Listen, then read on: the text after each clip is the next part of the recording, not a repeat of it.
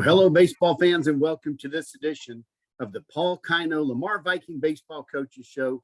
I'm Bill Frawley, and with me, of course, as always, head Viking baseball coach Paul Kino. Coach, how are you doing tonight? I'm good. How are you? I'm excited. I mean, first show, I'm ready to go. Got a couple scrimmages under the belt. Kids are doing a great job. So I'm excited. It's an exciting time. Well, I'm excited too, Coach, and I got to see some scrimmages at Lamar a couple weekends ago, or whatever, and then I was over at Trinity for the JV2 scrimmage and saw you in passing. We talked for a couple of minutes, and it just really got me just extra excited when you said, well, Bill, when are we going to do the first coaches show? Like, you're revved up and ready, and I love it.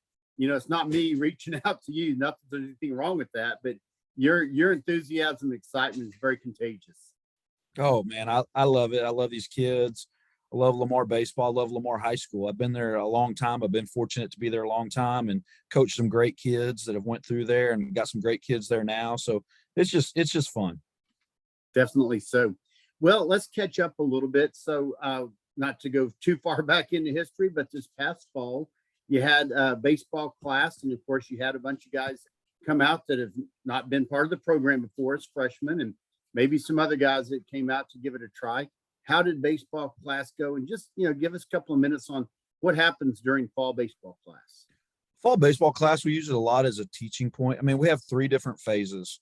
So we're going to lift a couple times during the week. For about the first 8 weeks, we're going to lift twice during each week, 3 times out on the baseball field as far as teaching.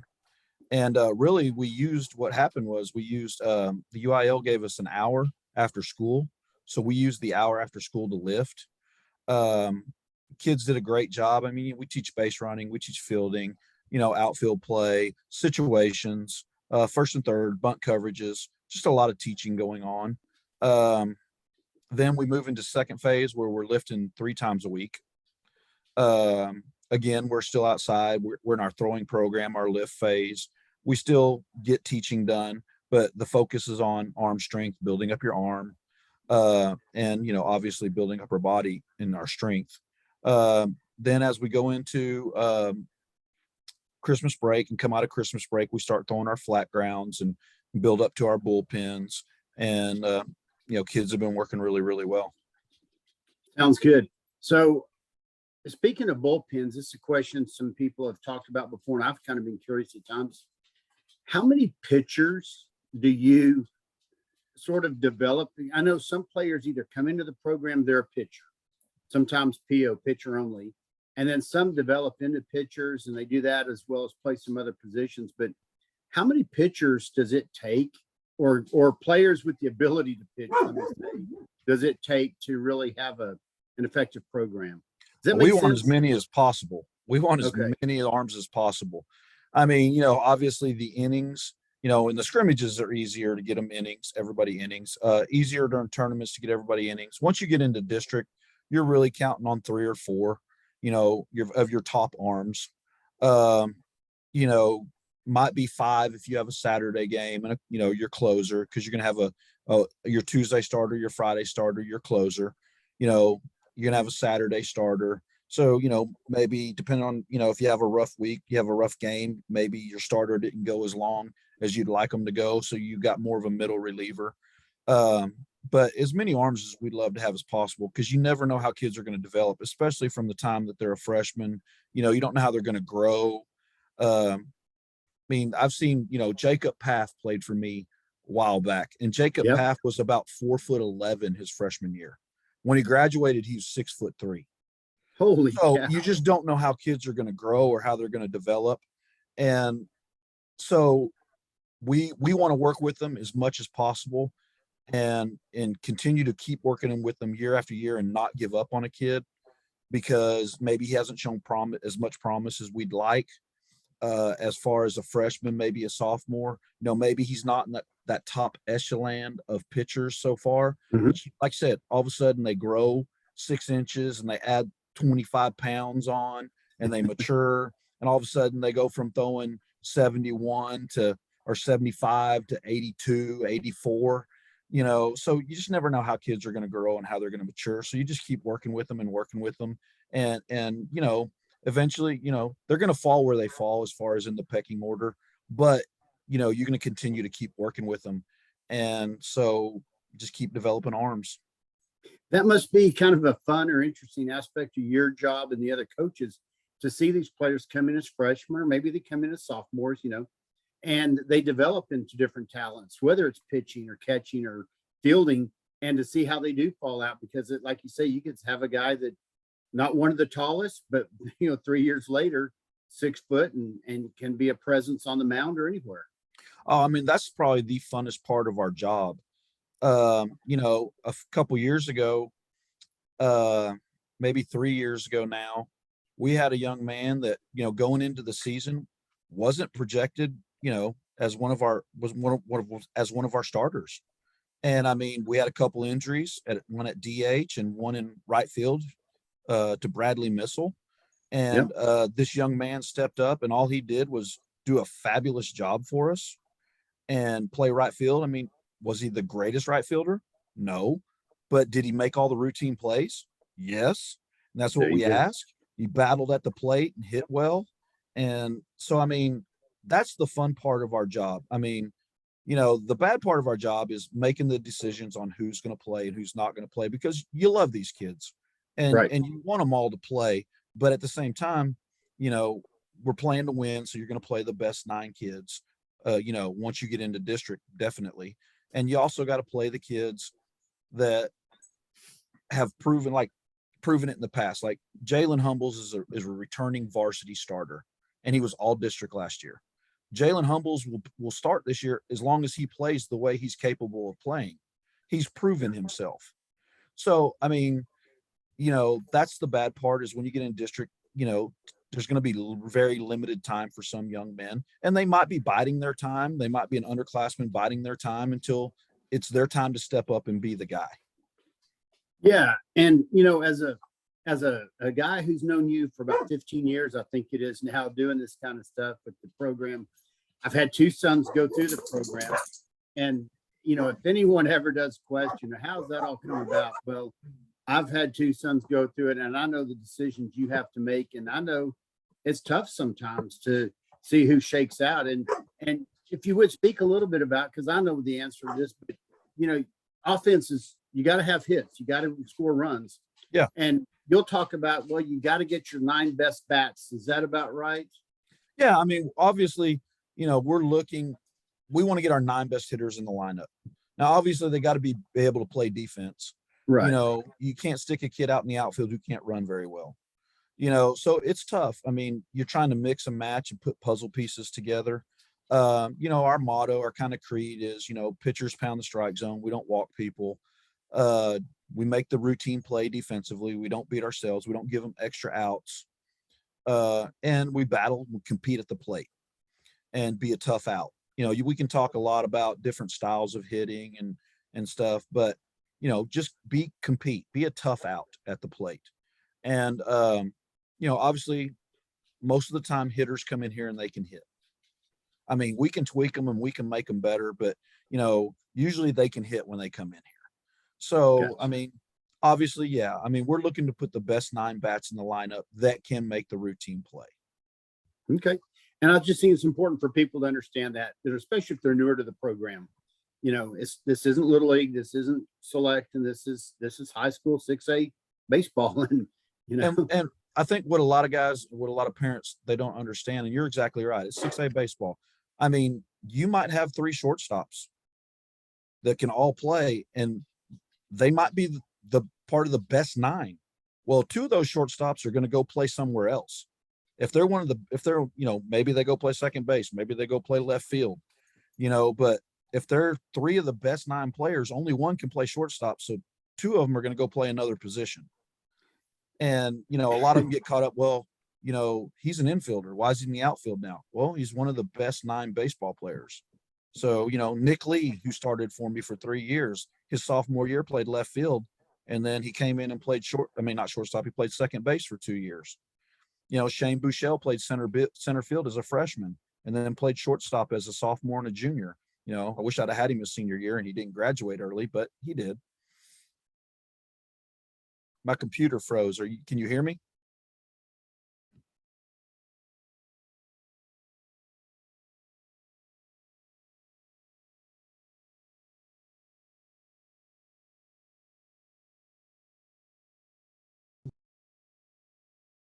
Now you're moving again. Yeah, it froze up. I don't know if it's me or you, but I think one of the last things it says my internet connection is unstable. So apologize to those who are going to see this thing, but this is a live technology or live as we're recording. But you're talking about, people moving around. Shane Buechele, center fielder as a freshman. Yeah. I mean, you're always trying to get the best 9 players on the field. And, if they're a good enough athlete and maybe there's somebody sitting in front of them at another position, maybe they go to the outfield. Sometimes, you may be stocked with outfielders, but you have a kid who's one of the best 9. He's able to move into the infield and play. He might come into the infield and play. You're just going to move around and like you said, put the best 9 bats in the lineup and the best 9 baseball players in the lineup. Yep. Well, and I'll say, Coach, it doesn't end at high school. My son David's in his sophomore year playing for a small school in Arkansas, but his coach told him after their first home or series of games, he said, David, I'm going to put you, at catcher as much as I can, but you're going to be playing some middle infield. You're going to be playing some more outfield because I can put you where I need you. And so I guess if I have any suggestions for players and their families, get used to it. And you never know what opportunity is going to arise by trying something different. So don't look at it as a bad. You know how much of an idiot I was. I tried to put him in the outfield because he can run. And congratulations to him for hitting his first college home run. Well, thanks, Coach. He was so excited about that. And it was funny, just sidetracked for a minute, but when he hit the ball, and I've seen the video of it, but he hit the ball, he says the wind was blowing in, so he wasn't sure if it would go over the fence, so he sprinted out of the batter's box. He said, Dad, if I'd known it was going over for sure, I would have bat flipped. So maybe next time. I also want to congratulate Tucker Isbell. I heard that he threw an inning and had 3 strikeouts in the inning. Wow. So he got his first college taste on the mound and did a great job. So, I mean, you just pulling for all those Vikings. Heck yeah. And no matter the size of the school, the program, they're going off to play at the next level and they're having fun and they're being successful. And, sometime over the next week or two, let's get together and figure out kind of where they are. Oh, we can highlight some of those over the next few weeks. Congratulations to Shane Buechele. Just got him a Super Bowl ring with the Kansas City Chiefs. That was so awesome. Yep. And Kyron Johnson was on the other team. Kyron was on the other team. Yep. So, he's a great linebacker for us. I mean, you just want to see our kids do well. Definitely. Well, speaking of doing well, so in the scrimmages so far, had the Pascal scrimmage. It was really a good, close, tight game, if you will. And then the varsity blew out Trinity this past weekend. What have you seen? What do these scrimmages do to develop the team and the players? I think it, puts them in game situations. They get to see another pitcher besides our own because we've inter-squatted and thrown our pitchers against our hitters. We do that. And so it allows them to see something a little bit different, puts them more in a game situation, a little bit more, word I'm looking for, the adrenaline gets flowing a little bit more, probably. Okay. But, Pascal, the field wasn't in great shape. Our field wasn't in great shape, because we're cutting it open. It had rained and we're trying to get it to dry. Defense probably wasn't as good as I'd liked it to be, but I couldn't fault the kids. And that's what I told them because, the field conditions weren't great. We're just getting at bats, pitchers were getting to throw to hitters. But overall, I was pleased with coming out of the first scrimmage. But like I told them, if this is where we're at 2 weeks from now, this isn't where we need to be. And then we've been preaching really hard about pitchers, pounding the strike zone. Coach Goodman's done a fantastic job with them. We set a very lofty high goal of 70%, throwing 70% strikes. And they did really, really well against Trinity. Our top 4 kids threw 71% strikes. Overall, every kid that pitched in the scrimmage on Saturday, I think we threw 68% strikes, I think. Wow. So they're pounding the zone, they're buying in. And I think that's what scrimmages give them. It gives them confidence that, hey, if I'm doing what the coaches are asking me to do, I have a chance to be successful. And, I mean, Trinity, I hate using blowout because it's a scrimmage. Yeah. And I mean, you just want to go out and you want to play well. And we played really well defensively. I think we had 3 errors in 14 innings. You want to clean that up. But I mean, we're all human beings. We're going to make mistakes. Good teams make less mistakes, but we're going to make some. We're human beings. And I thought overall we played really good defense. Um, Pitchers pounded the strike zone. We had some good at bats. We're starting to hit the ball harder, making better contact. I saw some kids that, I believe in being able to take advantage of anything that you can take advantage of. If the third baseman's playing back, being able to drag or push. And we had a couple kids do that and have success. And I'm hoping that leads them to want to look to do it more often. If that Okay. third baseman gives them the opportunity to do it, that they will do it. And, one thing that we have this year is some team speed. We have, I mean, we've had it in the past. We've had individuals like your son that could run, but I mean, overall, we have some team speed. And, it's about preaching, getting on any way you can, putting pressure on the defense. I hate saying this, and it's not my decision to make. I don't give college scholarships, but the way it is a lot, we all know it, that the odds of playing college baseball are probably not, in favor of every single kid. And you want them to work towards that dream and live that dream. But the odds are not in the favor. I mean, so you're playing against high school kids. So I preach, hey, let's put as much pressure on them as possible. We have team speed. If we hit a ground ball, let's get down the line and put pressure on them. Make them make a bad throw. Eventually they might make one, and so the kids, I think, have really bought into it. They played that way against Trinity and we were successful. And if we keep playing that way, I think we have a chance to be very, very successful this year. Sounds good. Well, it sounds like pitching is doing well. I mean, if they're throwing 68 to 71% strikes, and to put that in perspective for some folks that aren't used to thinking about that, what would you normally try to see? 2-1, 60-40? Well, I was talking to Tucker. He came back for Christmas break, and I was talking to him. And you try to steal so much from different people. And I was like, hey, talk to me about your pitching coach. Talk to me about what he's telling you, what he's talking to you about. And I really liked something that he told me that his pitching coach expects. He expects out of the first 3 pitches you throw, 2 to be strikes. Okay. So that means you're 1-2 at least. You're always ahead in the count. And that's what you want your pitchers to be. When you're ahead in the count, the plate expands, it gets bigger. Hitters have to protect. They're more liable to chase something that's in the dirt or something up high than when the hitter's ahead in the count. So, Okay.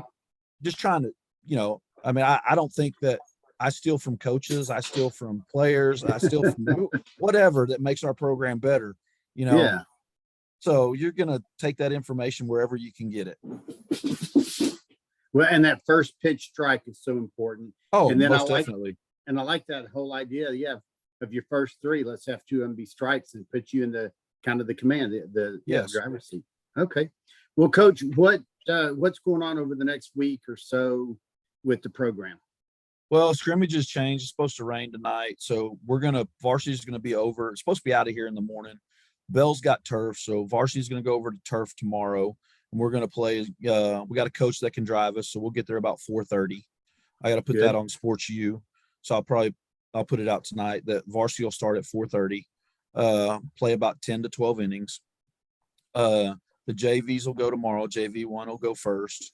We're trying to get the coach to drive us so we can get going a little bit earlier too. Apparently Coach Gibson called me and they have a half day tomorrow. Lucky LD Bell. Okay. And they have a half day. And so we can get going. Their varsity will practice early so we can get going a little bit earlier. We're trying to get a coach to get us over there because, just we're short of bus drivers and it's, they got to run their routes. And so most of the time they can't pick us up till 5. How fortunate to have a coach that drives. Yes. And I'm too old to drive, man. I don't see as good as I want to see. So I'm not going to, I don't want to drive kids around and that's a scary thing. And so I don't want to do that. But JV2 goes afterwards. So, not exactly sure. I'll know exactly what time we can start JV1 by. Yeah. And when we find out if we can get a bus driver, Coach Gill's trying to get that taken care of. But then, depending on, the weather right now, third base is holding a lot of water. I've called Coach White, our athletic director, and he's trying to get it worked on. So our field worked on. So, hopefully, it won't hold as much water. And our wet dry vac burnt out last year, and Mr. Shooty, the booster club's awesome. They're going to get me a wet dry vac so I can take the water off the field. Um, I'm lucky I have a great booster club. It's just plain and simple. They get us what we need to do. We get us what we need so we can do what we need to do. Um, and then, Wednesday, depending on what the field looks like, maybe practicing in the MAC, maybe Thursday too. Friday scrimmage against Poteet. We're over there varsity wise. The JVs, they don't have a JV2 team. It didn't make, so it'll just be JV1. Talk to the sub varsity coaches about possibly, pitching, moving, just taking some of those freshmen up and letting them pitch a little bit too. But other than that, I mean, that's really kind of what's going on. Okay. Well, I won't be able to go to the varsity again this time. I have to drive to Atlanta, Texas and back tomorrow, but hopefully I'll be able to go see some of the sub varsity action on Wednesday. And then I'll see what I'm able to do this weekend, because I enjoy watching the scrimmages, learning the players and that kind of stuff. Coach, you just mentioned the booster club, and the kind of one of the last things I want to do, but you let me know what else you want to talk about. But give a plug to the booster club. Explain to people how important it is to at least join the booster club, but also to be active in helping with concessions and the other things that go on. Oh, it's huge. I mean, it's a big part of our program. I mean, my budget's $5,000 and then $1,500 for tournaments. So, I mean, diamond dozen baseballs are about $90 a dozen. And, we're going to order 20 dozen. That's 1,800. Practice balls are, 50 some odd dollars a dozen. I need to order some more practice baseballs. I mean, I order 20 dozen, but they go by quick, getting hit and, used in infield every single day, outfield every single day. They get cut, they get torn. So I'm going to need to order some more baseballs. I mean, and, basically everything, comes from beyond my budget. Everything comes from the booster club. And I mean, if you look at our facilities, we wouldn't have a brick wall around our baseball field if it wasn't for the booster club. We got new nets, batting nets. That was the booster club. When we got a 4-foot fence around it, we got iron fencing around, making our field look nice. That's all booster club. And so it's huge that people, participate in our booster club, because without it, we wouldn't have all the things that we have. And, we want to give the kids nice things, and we want to do all these things for the kids, and it takes money, and it's plain and simple. And, it's nothing against the AISD, because they give us everything they can. But right. I mean, if you Not want to run enough a by really great itself. program, you got to have a booster club, and we're lucky that we have a really good booster club. Coach, it wasn't that long ago. I can remember us talking about cases of diamond baseballs. They were $70 or $65. Yeah. Now they're all the way up to 90. So yeah. And folks, just as a reminder, work those concession stands, do everything you can, join the booster club, and be an active part, not just for the fundraising, but the camaraderie. I've enjoyed getting to know people. Oh, yes. Through the program over the years. So it's a great thing.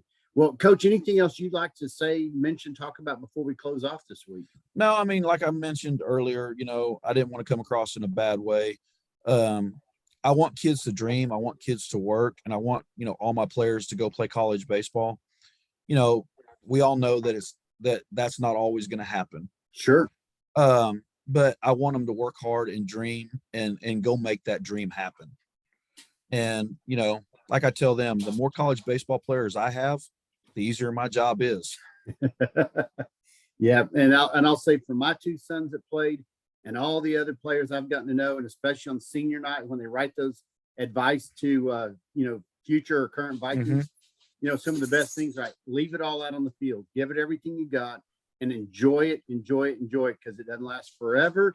And, yeah. And you guys make it possible for that stuff to happen, Coach, you and your staff. Well, So, thank you. I mean, the kids mean a lot to us. I mean, I know they do me, and I can speak that for my other coaches. They mean a sure. lot to us. And it's just more than baseball. I mean, it's important for us. Like I said before, some of the best things that ever happened to me is, as I've gotten older, the kids have gotten older that I coached. Sure enough. They got more years to get older. That sometimes I run into them, and they're married now and they have children, and they come up and they introduce their wife, and that means the world to me. I mean, so, but other than that, I mean, I really have nothing to say. I mean, I'm excited about the baseball season. These kids are awesome. I love these kids. And, I think we have a playoff team. I really, really do. Now we just need to go out and make it happen. There we go. All right. Well, until next time, that'll be in about a week. I'm Bill Frawley with head Viking baseball coach Paul Kino saying VFND. Bye, y'all.